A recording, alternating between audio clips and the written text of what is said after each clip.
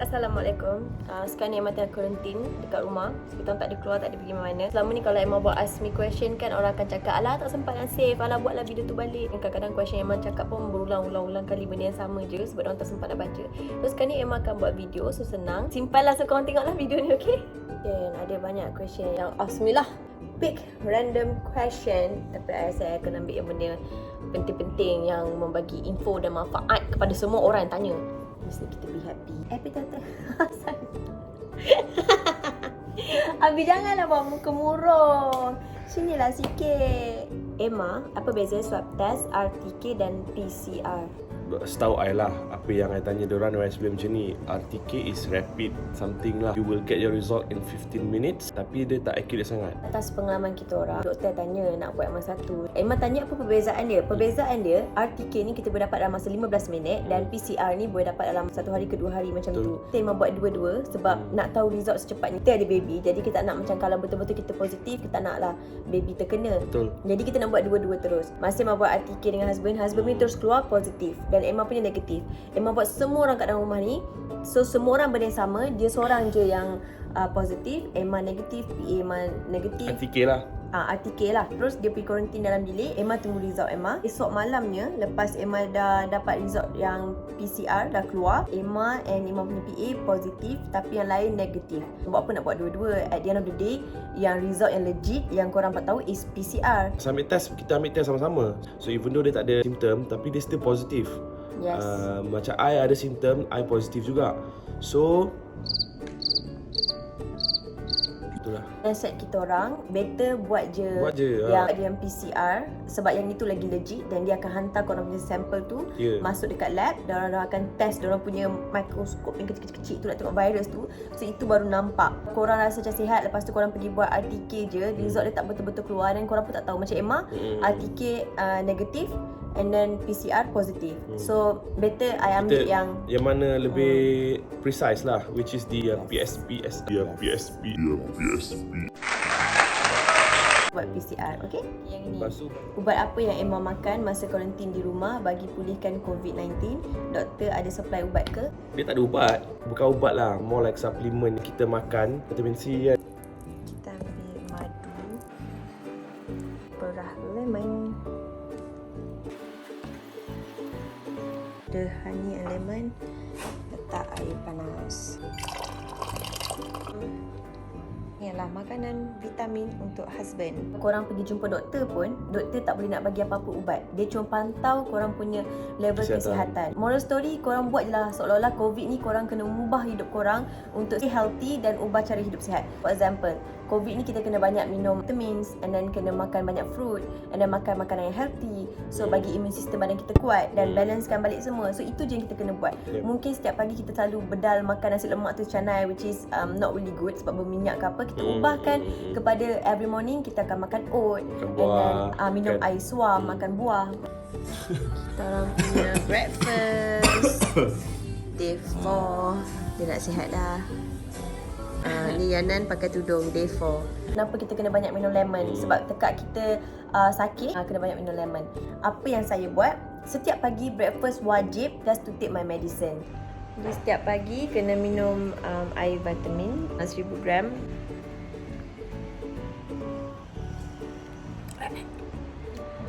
Minum air suam, walaupun I tak suka air suam sangat, I suka air sejuk tapi I terpaksa. Kalau I pening kepala atau demam, I akan ambil Panadol. Depends lah.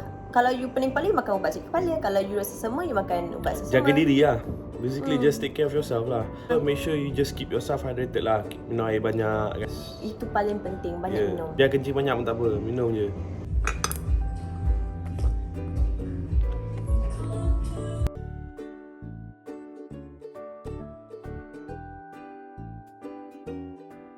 Kalau kita ada COVID, kita boleh bagi susu badan kita dekat baby tak? Pump and bagi, tak bagi direct. Based on my research, kalau kita kena COVID, kita masih boleh bagi susu badan kita dekat baby. Terlalu kecil memang tak ada apa-apa ubat.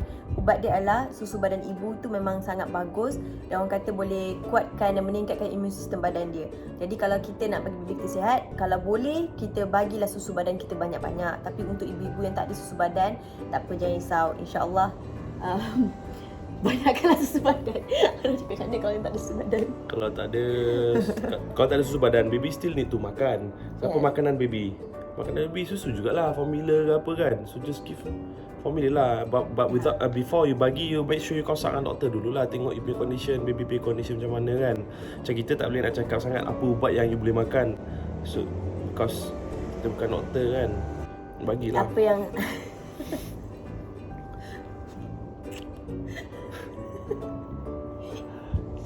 Betul lah. Lost lah. Dia atas research doktor kata kalau nak bagi kita punya susu badan, kita kena sanitize betul-betul botol tu. Kita kena sentiasa cuci tangan. Sebelum bagi dekat baby, kita kena bersihkan betul-betul diri kita. Pump tu pun kena sanitize betul-betul. Dah betul-betul sanitize semua, dah lap baru kita pump. Kira kalau kita nak tuang dalam botol pun sanitize lagi botol tu, bersihkan secukup-cukupnya baru bagi dekat baby susu tu. Jadi banyak kerja sikit lah. Memang tu kena hati-hati. Macam Emma boleh je buat macam tu, tapi Emma risau. Emma takut kalau ada benda-benda yang tak diingin jadi. Jadi Emma suruh kakak Emma je yang bagi susu dia. Susu Emma bila Emma pump, Emma buang je sebab Emma takut. Walaupun Emma nak simpan, kita punya psikologi kan, mindset kita rasa macam risau tak lah. safe. Sebab kita rasa macam dalam badan aku ni ada COVID, so aku macam tak bersih, jadi takkan nak bagi baby minum susu. Tapi sebenarnya boleh je. It's up to you. Kalau you rasa mentality you kuat dan you rasa you boleh bagi susu kat baby you, which is much better, bagi je. Macam saya rasa macam tak cukup kuat untuk bagi, so saya suruh kakak saya jadi ibu susuan dia. So Tapi better. sebelum apa pun, you consult lah dengan doktor you dulu. Right, yes. Susu kat badan kita akan sentiasa datang. Dia akan sentiasa banyak. So better Emma bagi susu yang sihat, yang fresh dekat baby Emma, instead of Emma nak sayang susu tu Emma nak simpan. Ini cerita pengalaman je tau. Jangan, kita bukan mengajar. Kita bukan suruh you buat. You je tanya doktor.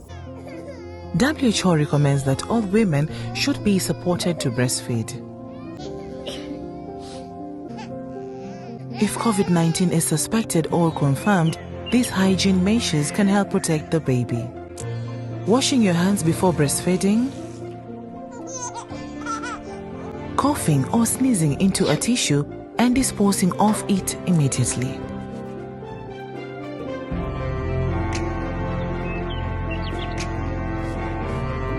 Cleaning and disinfecting surfaces you have touched. Wearing a mask where possible. If a mask is not available, WHO still recommends breastfeeding, as benefits outweigh the potential risk of transmitting the virus. Kita kena quarantine juga, ada baby juga. Tak boleh pegang baby. Macam mana Emma kuatkan hati berpisah dengan baby? Kena bersyukurlah, I think, apa yang Allah bagikan kepada kamu. Sebab I think Ustaz Syazi dah keluar. bila you demam ni, Allah ampunkan dosa you. Allah nak you rapat dengan dia sekejap. So ada time untuk you fikirkan you punya amalan dengan Allah. Positif dan baby negatif, Emma tak boleh fikir apa dah selain daripada suruh kakak Emma jaga baby Emma. Okay. You don't cry. Okay, baby dah sampai. Anak you ni dia tak nak bibik. Satu hari ni memang dia nak air je. Cakap dengan mak lu. Oh, sebab you nak pupus ke? Jangan nangis macam tu tau. You nangis macam tu, mak lu jadi panik. Dan sakit dia pisah dengan anak tu lain. Macam nyawa tu tercabut. Rasa macam, ya Allah, Emma bersyukurlah Emma dapat suami yang positif, yang orang kata bertenangkan Emma. Betul positif ni. Yang betul-betul dapat yang positif. Dapat yang positif, yang betul-betul yang support Emma. Nangis dia macam sabarlah, bagi Emma kata semangat. Baby lagi sihat duduk dengan orang yang negatif, as in negatif, jauh daripada penyakit For ni. now. Bukannya ni selamanya you tengah sakit kan, macam mana nak jaga? Ya, so better I ambil peluang ni untuk sihatkan diri sebetul-betulnya, fokus dan on yourself first. makan betul-betul vitamin, barulah jumpa baby balik. Bijak. Sebab untuk pengetahuan korang, kalau breastfeeding tak boleh ambil vitamin yang terlalu tinggi dos dia. Ada certain vitamin yang you Yes. boleh ambil, certain vitamin tak boleh ambil. Macam ubat demam, kebanyakan produk-produk ni tak boleh untuk breastfeeding. Check dulu. Jadi masa I breastfeeding, I tak ambil apa-apa produk. Vitamin pun bila I ambil, my baby macam menangis teruk, lepas tu perut dia kembung, lepas tu dia berak-berak. Bila I baca belakang boroka tu, rupanya tak boleh breastfeeding, tak elok untuk baby sebab tak tahu perut baby tu kuat ke tak.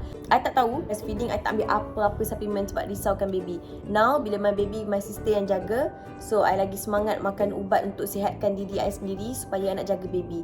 Kita sihatkan diri kita dulu, baru jaga yang lain. Macam tu lah. Padahal baru nangis tadi, tapi tak apa, kuatkan semangat.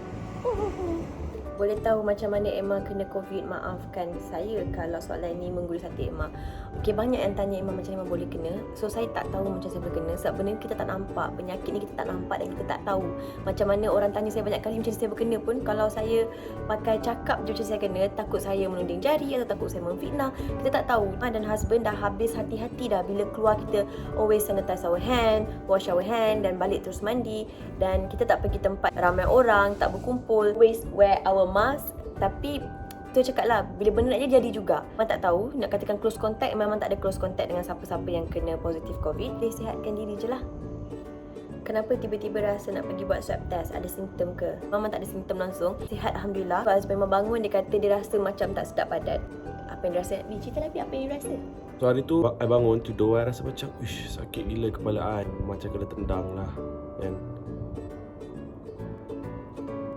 Biar tak tendang you. Tak tahulah kan. I tak tendang you. Nabi ni.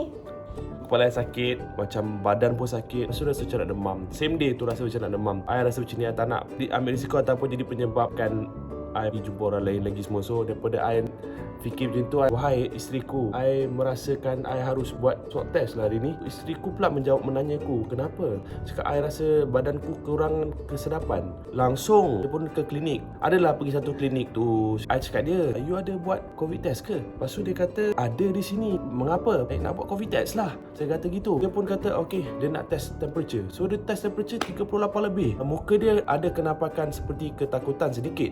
Lepas tu dia cakap sekejap ya. Dia pun masuk dalam. Saya dengar dia ada cakap dengan seseorang. Tapi seseorang itu saya rasakan itu adalah seorang doktor. Keluar balik dia kata, minta maaf, kita tak nak buat. Kita tak nak buat. Saya terasa seperti saya ni seorang positif COVID lah, yang tidak mau dilayani. So langsung lantas selepas tu saya pun cakap kat isteri saya, jomlah kita buat COVID juga. I nak buat COVID tak buat. Dapatlah satu company ni. Alhamdulillah dia datang, dia buat untuk kita 2 COVID test. Itulah cerita dia yang banyak kena. Aku dah pergi kita betul-betul lah. Okey. Assalamualaikum.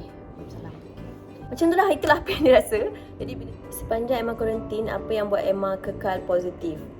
Ini salah satunya benda yang Emma supaya nak negatif dengan cepat. Sebenarnya kan, ini semua kita punya mindset dekat otak kita tau. Dan Emma rasa sihat, memang tak ada apa masalah. Emma continuekan hidup Emma macam biasa. Emma pergi hantar makanan dekat husband Emma. Hantar makanan tu, Emma akan sentiasa sanitize dulu lorong bilik tu, letak makanan. Lepas dia dah habis makan, Emma ambil balik makanan tu pun Emma sanitize pinggan tu. Dan Emma cuci pun dekat toilet asing. Your lunch is ready. Okay saya, thank you. Pinggan nasi ada bawah ikan tu. Dapat tahu dia seorang positif, Emma negatif. Emma tak ada apa-apa masalah pun. Biasa, tak ada sakit, tak apa. Mama time. Spell begin.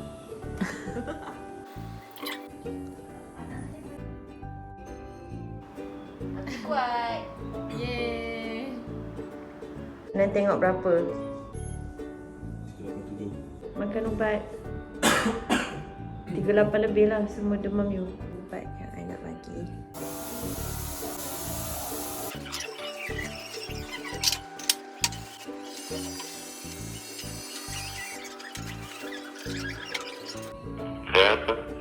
I kat depan pintu. I love you Abi. Abi rindu I tak? Good morning. Tengah tunggu result PCR keluar lah. So tengah tunggu-tunggu malam the next day, dalam pukul I think pukul 10 macam tu, barulah result tu keluar. So bila dah keluar dan Emma tengok Emma ni positif juga rupanya. So Emma dengan PA Emma positif. Lepas tu Emma positif je, Emma baca Emma tu macam ya Allah, sakit, Emma positif. So terus Emma macam rasa sakit kepala, rasa tak sihat, rasa demam. Padahal mula-mula okey je ni. Mula yang sakit suami je. PA Emma baru keluar toilet, baru pergi mandi, happy-happy, mood pun tengah happy macam tengok Emma, dia cakap, awak kenapa? Kenapa awak nangis? Kita Anan, kita positif.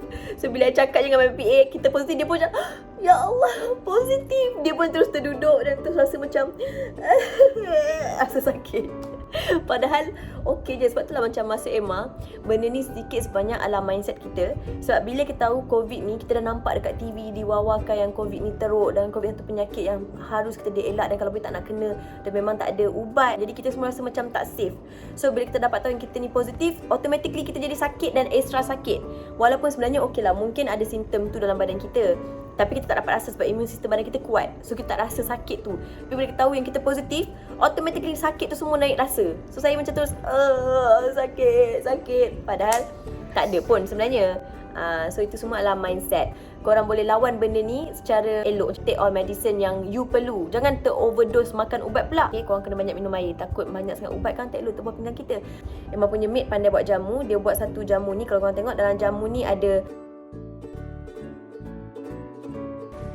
ni kena potong-potong dulu ke? Kulit baru potong-potong. Itu serai. Serai kita pukul supaya dia keluar pati. So minum waktu tu panas. Elok untuk badan kita juga. Kalau korang boleh buat minum jamu tradisional, minumlah jamu tradisional fight this COVID. Dan bangun, buat exercise, menari-menari sikit dengan PA Emma kat rumah. Ni video last, video awesome. Alright kan? You gonna feel it like hey, and bring it down. I know that time to show you have up and left. So apa yang kita buat harian, exercise sikit, dancing a bit lah, apa-apa yang kita pernah ada masa kat rumah sebelum ni, kita buat je. Kalau kita asyik baring, tidur, melepek je, memang kita akan berterusan sakit tu ya. Simptom apa yang Emma rasa, Emma tak ada simptom macam orang lain. Emma okey, sihat Alhamdulillah. Tapi hari keempat tu Emma dah start bila makan tak ada rasa apa-apa. Deriah rasa dan bau memang tak ada. Bau busuk ke, bau wangi ke, bau makanan ke, apa-apa memang bau semua memang tak ada. Tapi simptom ni dekat PA Emma dengan husband Emma tak ada. Emma seorang je yang ada simptom ni. Ada yang orang kata bertahan sampai 2 minggu, ada yang kata 4 hari dah ada balik rasa tu. Mungkin lama, mungkin sekejap. Kita akan sentiasa rasa lapar tau, sebab makan-makan tak rasa. Susah nak explain kat korang. Rasanya orang yang dah pernah rasa sakit ni je yang akan dapat rasa benda tu. Yang lagi stres bila Emma seorang je yang tak boleh rasa dan tak boleh bau. Husband Emma dan PA Emma boleh. Itu je simptom Emma yang ada. Since Emma dah positif COVID-19 ni, Emma kuarantin dekat rumah ataupun KKM datang ambil. Ramai juga tanya Emma, kenapa Emma kuarantin kat rumah, kenapa Emma tak pergi sedang mak AIDS tu. Bila Emma dah jumpa doktor, sebab Emma dah pakai gelang pun. Kalau dah pakai gelang, maksud KKM telefon. Bila korang dah dapat korang punya result, automatically dia akan hantar dekat KKM dan tunggu sampai KKM telefon. Sementara nak tunggu KKM telefon tu, korang kenalah disiplinkan diri, duduk dalam rumah, jangan jumpa siapa-siapa dan kuarantin selama 10 hari.